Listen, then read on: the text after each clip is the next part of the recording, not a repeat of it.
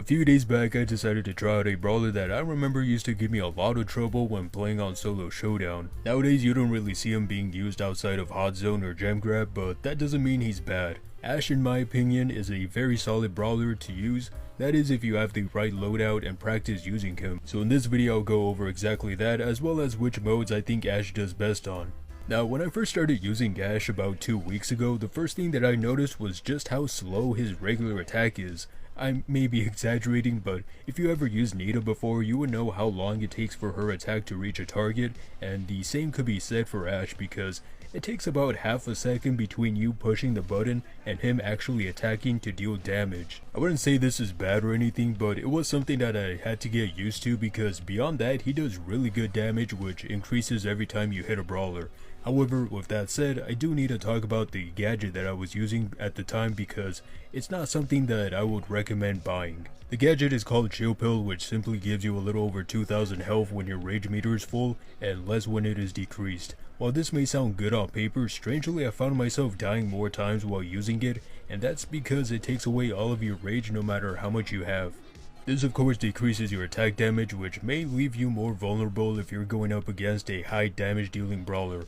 As a result, I started using his other gadget called Rotten Banana, which increases your rage by 40% at the cost of 10% of your health. This is much better because if you happen to have your rage meter full, you can keep on using this gadget since it has like a 7-second cooldown, and so you can always have a full rage meter. For his star power, I'm using First Bash, which increases his rage by 200% if you have full ammo when using your first attack. All this combined makes him feel more like a damage dealer rather than a tank without mentioning his super.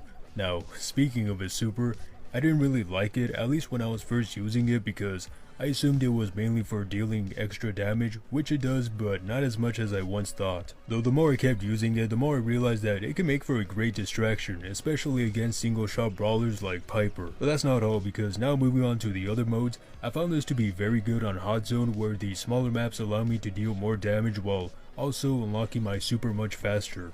It is a bit tricky to control the center at first, especially from long range brawlers, but as soon as you do, it becomes almost impossible for the enemy team to go near it. Another great mode to use him on is Heist, which might not come as a surprise. For this, his Rotten Banana gadget is crucial if you want to deal high and consistent damage, but it's also equally important to defend your vault as much as possible. I know many players, including myself, are guilty of just attacking the enemy vault straight away, but Ashe does make this easier to do.